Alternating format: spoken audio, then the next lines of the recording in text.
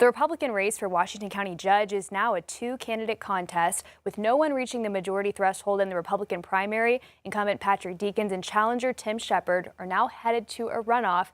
And with just weeks to go, the political field is already shifting. 5 News reporter Emily Mosh joins us with what's next for these candidates. Emily.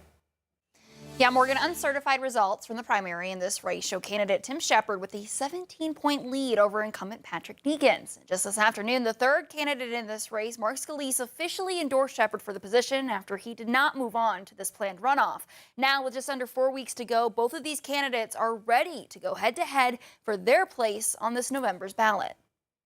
We're ready to connect with voters. We have to have you. In the race for the Republican candidate for Washington County judge, the fight continues, with no candidate garnering a majority of the votes in the primary. Third place finisher Scalise, who earned just over 20% of the vote, has officially endorsed Tim Shepard in both the runoff and the general election. Shepard led the primary field and says this momentum doesn't guarantee victory. Just because they saw that we were up 17 points on the incumbent, it doesn't guarantee anything March 31st. Incumbent Judge Patrick Deakins says the next several weeks will focus on his record and defending decisions he says were made in the public's interest, including his public release of investigative findings involving alleged misconduct within the sheriff's office. And we're not going to back down. We know that a lot of this was retribution for us addressing the fraud in the sheriff's department.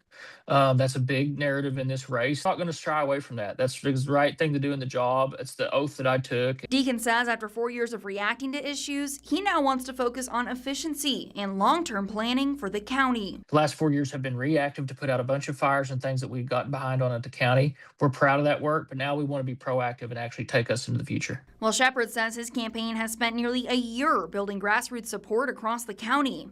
We've made a real effort to connect with the community. We've been all over the county. We go places and just meet even with a single voter. And he emphasized how his experience is needed in the top county position. There's a lot of issues in Washington County, a lot of pressures on as far as growth, etc.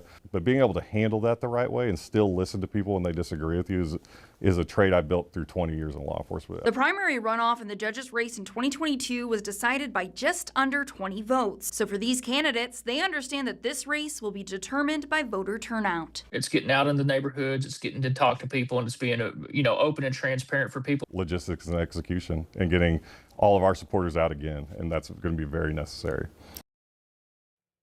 Now, the last time this race was in the primary, it actually ended here. But this time there is a Democratic challenger, Fayetteville businessman and veteran Dana DeRee. So the winner of the March 31st runoff will move forward to November's general election to face off against DeRee for this position. Back to you.